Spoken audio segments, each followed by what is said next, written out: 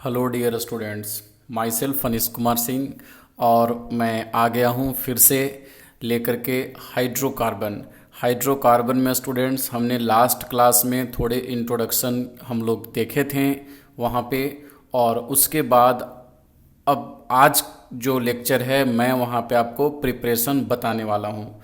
मैं आपको last lecture में ही बताया था स्टूडेंट्स कि अगर आप सिर्फ इस लेक्चर को फॉलो करेंगे तो आई एम 100% श्योर कि आपको सारा कॉन्सेप्ट समझ में आ जाएगा। और स्टूडेंट्स ये चैप्टर काफ़ी इम्पॉर्टेंट है, मैं आपको ये भी बताया था। तो चलिए आज हम लोग स्टार्ट्स करते हैं method of preparation. So first of all हम लोग देखेंगे by hydrogenation of alkenes and alkynes. आपको यहाँ पे समझ जाना है स्टूडेंट्स कि हाइड्रोजिनेशन कहने का मतलब है कि एडिशन ऑफ हाइड्रोजन। आपको कुछ नहीं करना है, सिर्फ ये चीज़ ध्यान देना है कि हाइड्रोजिनेशन का मतलब है एडिशन ऑफ हाइड्रोजन। तो सबसे पहले हम लोग लिए अल्कीन। अगर हम लोग अल्कीन देखें तो अल्कीन का रिएक्शन हम लोग करा रहे हैं यहाँ पे रेनी निकेल के प्रेजेंस में। देखिए यहाँ पे अगर हम लोग चाहें तो एज ए कैटलिस्ट हम लोग और भी कुछ चीज़ें ले सकते हैं, जैसे कि मैं आपको साइड बाय साइड डिटेल में भी बताते चलूँगा ताकि आपको समझने में प्रॉब्लम ना आए। अगर हम लोग यहाँ पे कैटलिस्ट की बात करें स्टूडेंट्स तो हम लोग क्या क्या ले सकते हैं, तो हम लोग फाइनली डिवाइडेड निकेल ले सकते हैं। डिवाइडेड निकेल, अगर आप फाइनली डिवाइडेड निकेल को यूज करोगे तो फाइनली डिवाइडेड निकेल जो है इस रिएक्शन को कहाँ पे करा देता है, रूम टेम्परेचर पे करा देता है। ठीक है, तो या तो हम लोग फाइनली डिवाइडेड निकेल यूज कर सकते हैं। इस तरह से स्टूडेंट अगर हम लोग चाहें तो पीटी प्लेटिनम या पैलेडियम भी यूज कर सकते हैं, लेकिन दिक्कत क्या है, ये इसे भी यूज करने पे ये भी रूम टेम्परेचर पे रिएक्शन करा देता है, लेकिन प्रॉब्लम ये है कि प्लेटिनम काफ़ी कॉस्टली होता है, इस वजह से हम लोग इसे ज़्यादा यूज नहीं कर सकते हैं। फिर ये हो गया। एक और है जिसे हम लोग चाहें तो यूज कर सकते हैं और उसे हम लोग एडम कैटलिस्ट के नाम से भी जानते हैं। Adam catalyst that is PT और PtO2 है ना, ये एडम कैटलिस्ट के नाम से ये जाना जाता है। लेकिन सबसे ज़्यादा ये जो फाइनली डिवाइडेड निकेल है, इससे अगर आपको रिएक्शन कराना होगा तो इस समय टेम्परेचर रखना पड़ता है हमें 300 degree centigrade. It's centigrade student, ठीक है, तो आपको याद रखना है। तो इसलिए सबसे बेस्ट जो होता है, सबसे बेस्ट है हमारे पास क्या, Raney nickel. Raney nickel is the best option. Raney nickel हमारे पास बेस्ट ऑप्शन होता है और रेनी निकेल के प्रेजेंस में जहाँ पर डबल बॉन्ड है स्टूडेंट, सिर्फ हमें वहीं पे हाइड्रोजन ऐड कर देते हैं। आपको हाइड्रोजिनेशन के केस में याद रखना है, एक दो पॉइंट मैं आपको बताऊंगा, आपको उस पॉइंट को थोड़ा याद रखना है। क्या याद रखना है कि जहाँ पे भी डबल बॉन्ड होगा, अगर हाइड्रोजन हम लोग यहाँ पे हाइड्रोजिनेशन करा रहे हैं तो हाइड्रोजिनेशन में H2 लेंगे हम लोग, है ना, किसके प्रेजेंस में, कैटलिस्ट के प्रेजेंस में। कैटलिस्ट इज वेरी इंपॉर्टेंट और कैटलिस्ट हम लोग यहाँ पे रेनी निकेल ले रहे हैं, है ना, रेनी निकेल। अगर रेनी निकेल हम लोग लेंगे तो ये रिएक्शन कहाँ पर हो जाएगा, ये रिएक्शन हो जाएगा रूम टेम्परेचर पे और थोड़ा सा हम लोग ऐसे हीटिंग कर देते हैं। तो आपको बस ये ध्यान में रखना है कि ये हाइड्रोजन एक कार्बन पे और दूसरा हाइड्रोजन जो है वो दूसरे कार्बन पर आएगा और इस तरह से स्टूडेंट्स अल्केन का फॉर्मेशन हो जाता है ना। तो बहुत सिंपल है, आपको कुछ ध्यान नहीं लगाना है ज़्यादा। तो यहाँ पर भी मैं यही कर रहा हूँ कि H2 रेनी निकेल के प्रेजेंस में रिएक्शन करा रहे हैं। एक हाइड्रोजन इस कार्बन पे आया और दूसरा हाइड्रोजन इस कार्बन पे, तो इस तरह से देखिए यहाँ पे CH है, यहाँ पे CH2 का फॉर्मेशन, इस जगह पे CH2, तो इस जगह पे CH3 का फॉर्मेशन हो गया, है ना। तो इस तरह से ये अल्कीन है और अल्कीन से अल्केन का फॉर्मेशन हो गया। तो बेस्ट कैटलिस्ट आपको ये याद रखना है कि Raney nickel is the best catalyst. और अगर NCERT तक जाएंगे तो वहाँ पर PD और PT के बारे में ही डिस्कशन किया गया है। फिर भी आपको मैं बताया कि अगर लिखा हुआ होगा यहाँ पे फाइनली डिवाइडेड निकेल तो टेम्परेचर 300 डिग्री सेंटीग्रेड होना चाहिए, है ना। और अगर यहाँ पे एक एडम कैटलिस्ट भी मैंने बोला तो बेसिकली उसे एनसीईआरटी यूज नहीं किया है। तो स्टूडेंट्स यहाँ पर एक एग्जाम्पल लिए हैं, जैसे कि आपको इसका नोमेनक्लेचर पता होगा, इसे बोलते हैं इथीन, क्योंकि 2 ही कार्बन है और H2 रेनी निकेल के प्रेजेंस में रिएक्शन करा दिए। तो एक हाइड्रोजन इस कार्बन पे और एक हाइड्रोजन इस कार्बन पे। एक्चुअली स्टूडेंट्स मैं इसी हाइड्रोजन को इस तरह से लिखा हूं, तो आप इसमें कंफ्यूज नहीं होंगे। जिस तरह से CH2 CH3 में और ये भी CH3 में, तो यहाँ से इथीन जो है वो इथेन में कन्वर्ट हो गया। मैं यहाँ पर स्टूडेंट नोट करके एक पॉइंट लिखा हूं कि प्लेटिनम और palladium catalyse the reaction at room temperature, करा देता है रूम टेम्परेचर पे, बट आर वेरी कॉस्टली। अब अगर इतना कॉस्टली होगा तो उसे ये कॉमर्शियली हम लोग यूज नहीं कर सकते हैं। ऑलवेज आपको याद रखना है कि रिएक्शन हम लोग ऐसा कराते हैं जो प्रॉफिटेबल भी हो, है ना। ऐसा नहीं होना चाहिए कि हम 10 रुपये का प्रोडक्ट बनाने के चक्कर में 1000 रुपये का मटेरियल लगा दिए, ऐसा नहीं होना चाहिए। तो फर्स्ट हम लोग अल्कीन से देखें, अब हम लोग सेकेंड देखेंगे अल्काइन से। अल्काइन के केस में हम लोग जानते हैं स्टूडेंट्स कि अल्काइन में ट्रिपल बॉन्ड होता है। तो ट्रिपल बॉन्ड होता है तो आप खुद सोचिए, एक बार में यहाँ पर H2 ऐड होगा। सिमिलरली रेनी निकेल ही हमें लेना है, आप इस हाइड्रोजन को भूल जाइए, सिर्फ अभी ये देखिए कि एक बार में ये H2 ऐड हुआ, ऐड होने के बाद यहाँ पर बन गया RCH, मतलब अल्काइन जो है वो अल्कीन में कन्वर्ट हुआ और फिर से दूसरा स्टेप में रिएक्शन होगा और यहाँ से अल्केन का फॉर्मेशन हो जाता है। एक चीज और आपको याद रखना है, याद ये रखना है, ये बहुत इंपॉर्टेंट है, ऐसा ऐसा नोट्स आपको याद रखना होगा स्टूडेंट्स, क्योंकि मोस्टली ऐसा पूछा जाएगा कि इस रिएक्शन का क्या नाम है। तो आपको याद रखना है, if rainy nickel is used in this reaction, अगर इस रिएक्शन में रेनी निकेल को हम लोग यूज करेंगे, then it is called Sabatier Senderens reaction, है ना। तो इस बात को आपको याद रखना है कि इस रिएक्शन को हम लोग क्या कहते हैं। तो ये बहुत ही इंपॉर्टेंट है। मैं आपको थोड़ा बता देता हूं कि what is the function of catalyst. ऐसे आपको उतना जानने की जरूरत नहीं है, लेकिन फिर भी मैं बता देता हूं। देखिए कैटेलिस्ट क्या है, हम लोग मेटल ले रहे हैं। आपको मैं आगे बताऊंगा कि जो भी डी ब्लॉक का एलिमेंट होता है, जो ट्रांजिशन मेटल होते हैं, मोस्टली वो कैटेलिस्ट के तरह काम करते हैं, है ना। तो आप स्टूडेंट्स यहाँ पर मैं आपको बता रहा हूँ कि ये किस तरह से काम करता है कैटेलिस्ट। ओके, तो स्टूडेंट्स देखिए होता क्या है कि ये कोई मेटल है ना, मेटल। और हम लोग जानते हैं स्टूडेंट्स कि मेटल जो होते हैं उनके पास सी ऑफ इलेक्ट्रॉन होता है, मेटल्स के पास काफ़ी फ्री इलेक्ट्रॉन होते हैं। तो होता क्या है कि ये जब hydrogen gas, hydrogen actually gas के फॉर्म में होता है, और हाइड्रोजन क्या करता है कि इस मेटल के साथ आकर के धीरे धीरे बॉन्ड का फॉर्मेशन करने लगता है। क्यों? क्योंकि इसके पास इलेक्ट्रॉन इजीली अवेलेबल होता है, मेटल्स के पास इलेक्ट्रॉन इजीली अवेलेबल होता है, और इस वजह से ये मेटल सरफेस पे आकर के अट्रैक्ट होता है, और अट्रैक्ट होने के वजह से सिमिलरली मान लीजिए कि जहाँ पे डबल बॉन्ड है, तो ये भी क्या होता है, ये भी मेटल सरफेस पे अट्रैक्ट होना शुरू हो जाता है।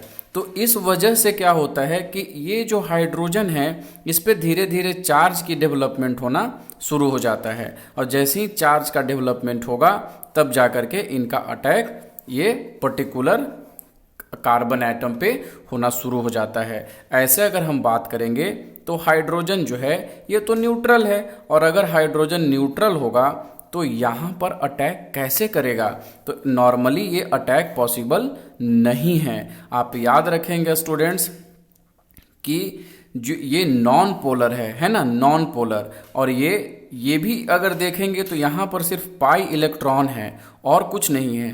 तो ऐसे कंडीशन में यहाँ पर अटैक मुश्किल है। आपको एक बात याद रखना है, क्या याद रखना है कि chemistry bonding is a electrostatic force of attraction. आप इतना समझ लीजिए कि ऑलवेज जहाँ पर बॉन्डिंग है आप समझ जाइए कि वहाँ पर अपोजिट चार्ज के बीच में फोर्स ऑफ अट्रैक्शन काम कर रहा है।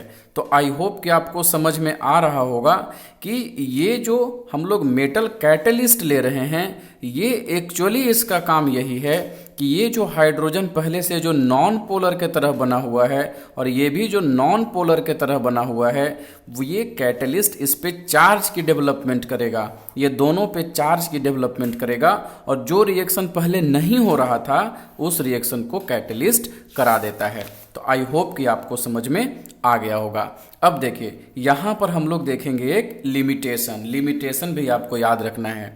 तो आप इस पूरे हाइड्रोजिनेशन में ये चीज़ देखें कि यहाँ पे डबल बॉन्ड होना चाहिए और डबल बॉन्ड पे आकर के हाइड्रोजन ऐड होता है। लेकिन अगर क्या हम लोग इस टेक्निक को यूज करके मीथेन का फॉर्मेशन कर सकते हैं, then answer will be no, because कि मीथेन में एक ही कार्बन एटम होता है और अगर एक ही कार्बन एटम होगा तो वहाँ पे डबल बॉन्ड प्रेजेंट नहीं होगा और अगर डबल बॉन्ड प्रेजेंट नहीं होगा तो हाइड्रोजिनेशन इज नॉट पॉसिबल। तो आपको ये याद रखना है कि इस मेथड के द्वारा हम लोग मीथेन का फॉर्मेशन नहीं कर सकते हैं। ठीक है स्टूडेंट्स, इसके बाद हम लोग देखेंगे प्रिपरेशन का सेकेंड टेक्निक जो है प्रिपरेशन का, इसमें हम लोग क्या ले रहे हैं, by reduction of alkyl halide. Alkyl halide हम लोग किसे कहते हैं, तो अल्काइल हैलाइड हम लोग कहते हैं हैलोजन प्लस अल्केन, है ना, alkyl, halogen plus alkyl. Halogen आपको पता होगा कि फ्लोरीन, क्लोरीन, ब्रोमीन, आयोडीन को हम लोग हैलोजन कहते हैं, है ना। तो यहाँ पर है, अभी मैं आपको बताया था, तो ये है कोई अल्काइल ग्रुप और ये है हैलोजन, तो ये हो गया अल्काइल हैलाइड, है ना, अल्काइल हैलाइड। और अल्काइल हैलाइड का रिएक्शन हमें क्या कराना है, यहाँ पर भी एक तरीका से क्या है स्टूडेंट्स कि एडिशन ऑफ हाइड्रोजन ही है, क्योंकि हम लोग जानते हैं कि एडिशन ऑफ ऑक्सीजन को हम लोग बोलते हैं ऑक्सीडेशन और एडिशन ऑफ हाइड्रोजन को हम लोग कहते हैं रिडक्शन। तो आपको ध्यान रखना है, ये भी काफ़ी सिंपल रिएक्शन है, कुछ भी ज़्यादा प्रॉब्लम नहीं है यहाँ पे। चलिए मैं आपको इस रिएक्शन को बता देता हूँ कि किस तरह से है। तो देखिए स्टूडेंट्स, यहाँ पर क्या हो रहा है कि मेरे पास है अल्काइल हैलाइड, कोई एक अल्काइल हैलाइड है और इसका रिएक्शन हमें किसके साथ कराना है, तो इसका रिएक्शन कराना है H2 के साथ। मैं H2 को इस तरह से लिख दिया हूँ। अब होगा क्या स्टूडेंट्स कि एक हाइड्रोजन जो है वो ब्रेक होकर के इसके साथ लगेगा और एक हाइड्रोजन जो है वो ब्रेक होकर के इसके साथ लगेगा। तो अब एक यहाँ पर आकर बॉन्ड बनेगा और एक यहाँ पर आकर के बॉन्ड बनेगा और डबल बॉन्ड यहाँ पे है नहीं, तो क्या होगा, ये वाली बॉन्ड ब्रेक हो जाएगी और ये वाली बॉन्ड ब्रेक हो जाएगी। तो यहाँ से देखिए क्या बन जाएगा, एक RH बन जाएगा और दूसरा HX बन जाएगा। और फिर से क्या होगा, बस एक ही चीज होगा यहाँ पे कि इस रिएक्शन को कराने के लिए हमें कुछ एजेंट चाहिए और उस एजेंट को हम लोग कहेंगे रिड्यूसिंग एजेंट, है ना, रिड्यूसिंग एजेंट। तो इस तरह से RH और HX का फॉर्मेशन हो जाता है। आई होप कि आपको समझ में आया होगा। दूसरा पॉइंट स्टूडेंट्स यहाँ पे लिखा हुआ है कि number of carbon atom remains same in this reaction. तो आप भी देख सकते हैं कि कहीं पे भी प्रोडक्ट में कार्बन एटम जो था यहाँ से वो रिमूव नहीं हुआ है। अब दूसरी बात आपको याद रखना है, वो आपको ये रिड्यूसिंग एजेंट को याद रखना है, क्योंकि रिड्यूसिंग एजेंट यहाँ पर ऐसा नहीं लिखा हुआ रहेगा, इसमें से कोई एक लिखा हुआ रहेगा।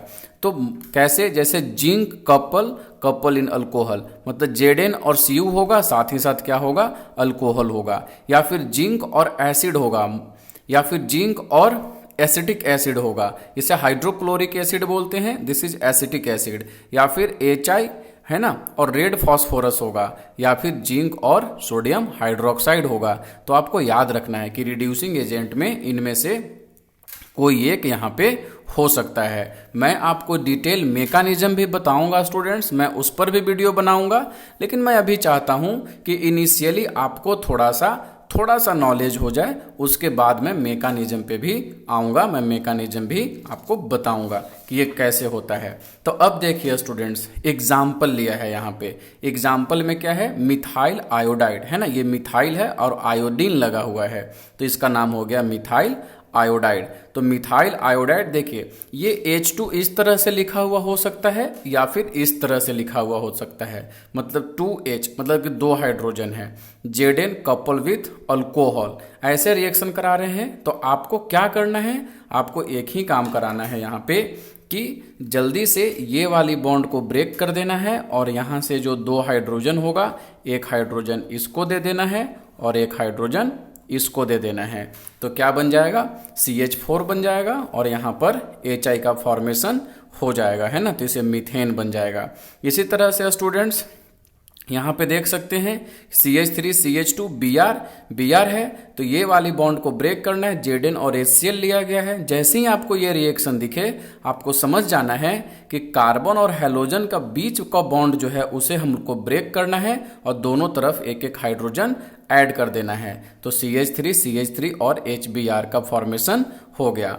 अब देखिए ये बड़ा इंपॉर्टेंट है, आपको ये याद रखना है, रिएक्टिविटी ऑर्डर। तो देखिए यहाँ पर हो क्या रहा है, आप थोड़ा सा अगर दिमाग लगाएंगे तो आपको पता चल जाएगा कि इस रिएक्शन में क्या हो रहा है कि अल्काइल और जो हैलोजन है इसके बीच का बॉन्ड टूट रहा है।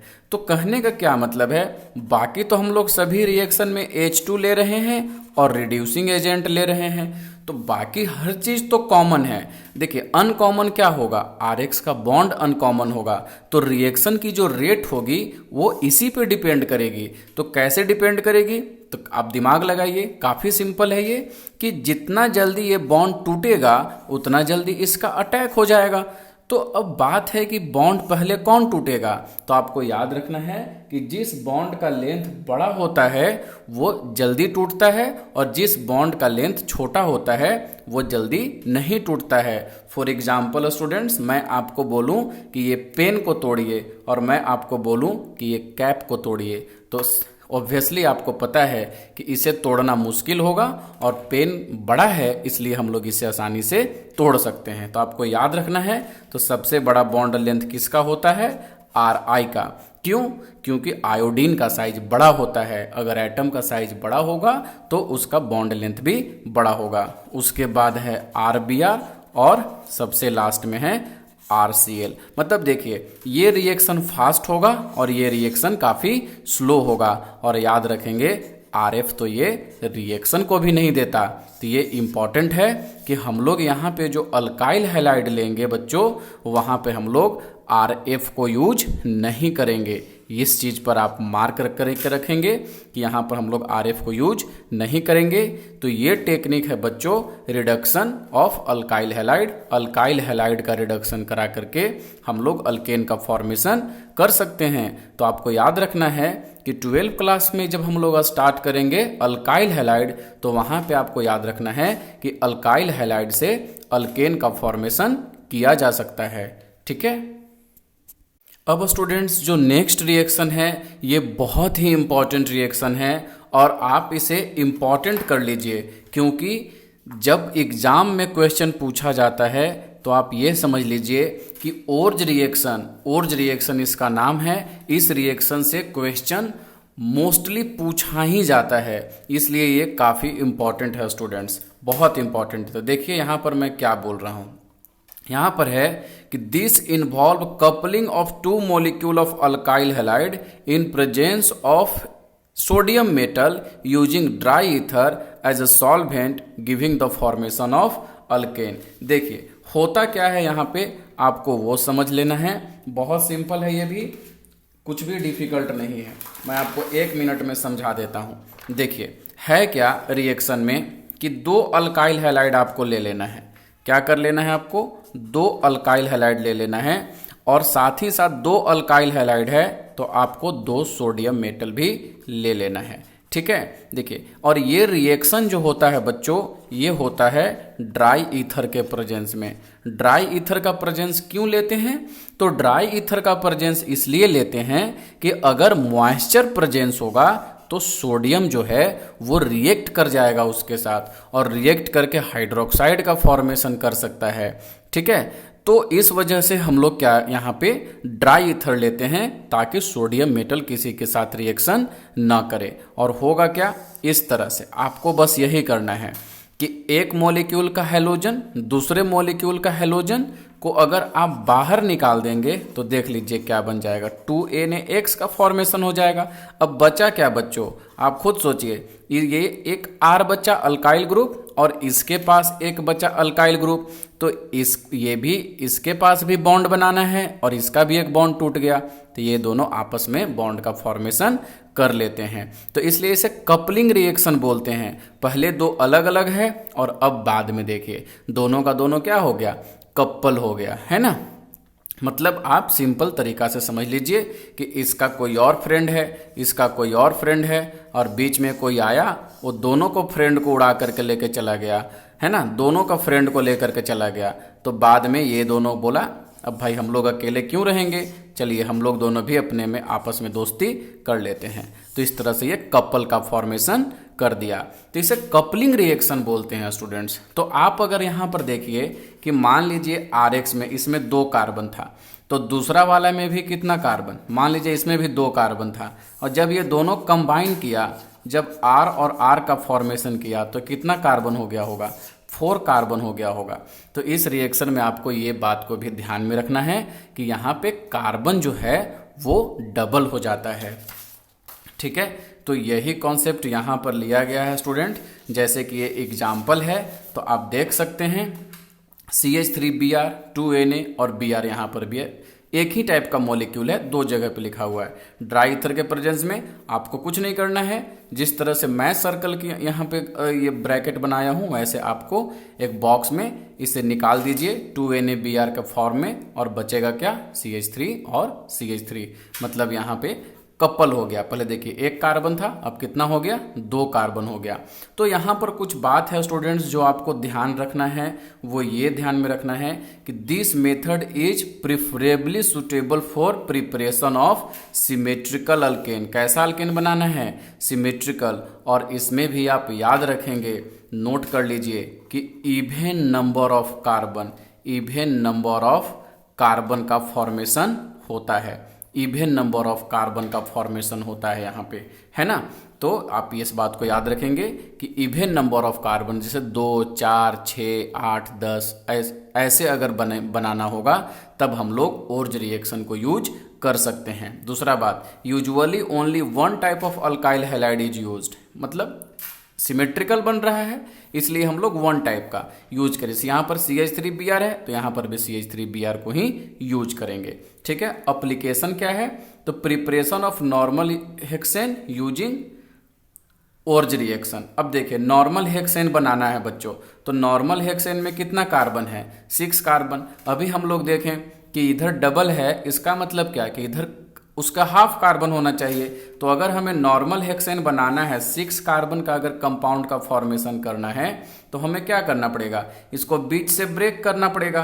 तो बीच से ब्रेक करेंगे तो 1 2 3, तो 3 कार्बन वाला कोई अल्काइल हैलाइड को हमें लेना पड़ेगा।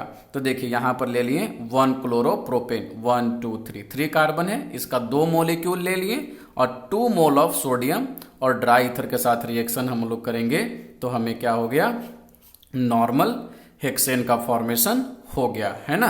और यहाँ पर भी याद रखना है, तो यहाँ पर आप देख सकते हैं कि 2 मॉलिक्यूल कंबाइन करता है। अगर 2 मॉलिक्यूल कंबाइन कर रहा है, so here methane can not be prepare, यहाँ पे मीथेन जो है वो नहीं बनाया जा सकता है। तो आई होप कि आपको ओर्ज रिएक्शन भी समझ में आया होगा। वीडियो का लेंथ बड़ा ना हो, इसलिए अभी ही हम समाप्त करते हैं, और अगले क्लास में अगले लेक्चर जो वीडियो अपलोड होगा उसमें मैं आगे का रिएक्शन आपको बताऊंगा। धन्यवाद।